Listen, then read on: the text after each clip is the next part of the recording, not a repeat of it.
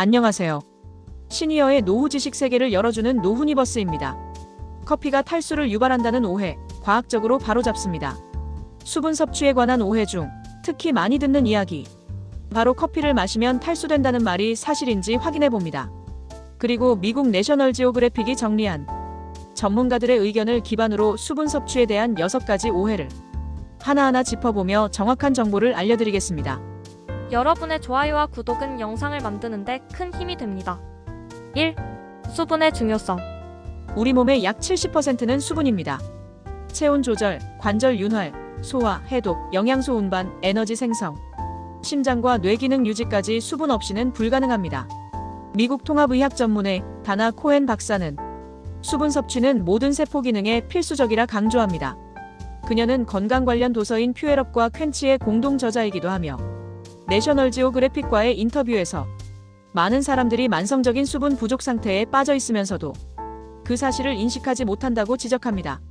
그 결과 피로, 두통, 집중력 저하, 관절통, 심지어 식욕으로 착각되는 갈망까지 다양한 증상이 나타날 수 있습니다. 2. 수분 섭취에 대한 6가지 오해와 진실. 오해 하나: 하루 1.9리터만 마시면 된다. 공중보건 전문가 웬디 바즐리안 박사는 하루 8잔이라는 기준은 일반적인 수치일 뿐 개인의 체격 활동량, 환경 조건에 따라 수분 필요량은 달라진다고 설명합니다.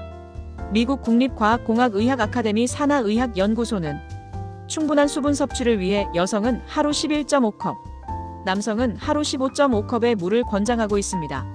더위나 높은 습도, 고지대에 있을 때 또는 야외 활동이나 운동을 할 때는 이보다 훨씬 더 많은 수분이 필요할 수 있습니다. 눈에 띄게 땀을 흘리지 않아도 호흡이나 피부 표면에서 수분이 계속 증발하고 있기 때문에 가만히 있는 동안에도 물을 마시는 습관이 필요합니다. 오해 둘: 갈증은 확실한 신호다. 갈증은 중요한 신호이지만 자동차 연료계의 마지막 경고등과 같다고 바즐리안 박사는 말합니다. 갈증을 느낄 때쯤이면 이미 몸은 탈수에 가까워진 상태일 수 있다는 것입니다. 특히 고령자의 경우 갈증을 느끼는 기능 자체가 약해져 심각한 탈수로 이어질 수 있으니 갈증을 느끼기 전에 미리 수분을 섭취하는 것이 중요합니다. 다나 코엔 박사는 체수분이 1에서 2%만 줄어도 신체적 인지적 능력이 저하될 수 있다고 경고합니다. 소변을 기준으로 수분 상태를 점검할 수 있는데 2시간에서 3시간마다 소변을 보고 색이 맑거나 연한 노란색이라면 수분 상태가 좋은 것입니다. 오해 셋: 수분 보충은 물로만 해야 한다. 바즐리안 박사는 전체 수분 섭취량 중 약 20%는 음식에서 나온다고 설명합니다.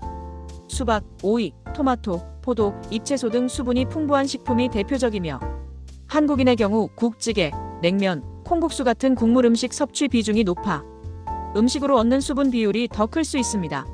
스무디나 팥빙수처럼 수분이 많은 여름철 간식도 수분 보충에 도움이 됩니다. 오해 넷: 한꺼번에 많이 마시면 효과적이다. 한 번에 많은 양의 물을 마시는 것은 오히려 건강에 해가 될 수 있습니다. 몸이 배출할 수 있는 한계를 넘으면 체내 나트륨 농도가 위험할 정도로 낮아지는 저나트륨 혈증이 생길 수 있습니다. 이 증상은 메스꺼움, 두통, 혼란, 근육 약화는 물론 심한 경우 발작까지 이어질 수 있다고 전문가들은 경고합니다. 바즐리안 박사는 특히 지구력 운동을 하는 사람들에게 이러한 현상이 더 자주 발생한다고 설명했습니다. 따라서 하루 종일 조금씩 물을 나눠 마시는 습관이 필요하며 시간 알람이나 시간 표시가 있는 물병을 활용하는 것이 좋습니다. 오해 5: 커피나 차는 탈수를 유발한다. 바즐리안 박사는 커피와 차는 수분 섭취에 분명히 기여한다고 말합니다. 이 두 음료 모두 기본적으로 물로 만들어졌기 때문에 실제로 체내 수분 보충에 도움이 됩니다.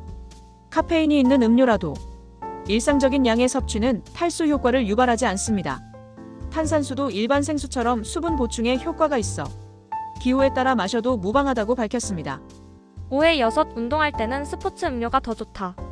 건강 컨설턴트이자 스포츠 영양사인 레슬리 본치는 운동 시간, 강도, 날씨 등 상황에 따라 달라진다고 말합니다. 가벼운 산책이나 시원한 날씨에서의 짧은 운동에는 물만으로 충분하며 강도 높은 운동, 고온 환경, 1시간 이상 운동하는 경우라면 전해질 가루나 저당분 스포츠 음료로 나트륨, 칼륨 등을 보충하는 것이 좋습니다. 운동 중에도 20분마다 몇 모금씩 수분을 섭취하고 운동 전후로도 약 0.6리터 정도의 물을 나눠 마시는 것이 효과적입니다. 수분 섭취는 단순히 물을 많이 마시는 것을 넘어 내 몸에 맞는 리듬과 방식으로 꾸준히 보충하는 것이 핵심입니다. 커피 한 잔도 수분의 일부가 될 수 있으며 갈증을 느끼기 전에 먼저 챙기는 습관이 건강을 지킵니다. 오늘 알려드린 6가지 오해와 진실이 시니어 여러분과 모든 분들의 여름 건강관리에 도움이 되길 바랍니다. 지금 바로 수분 습관을 점검해보세요.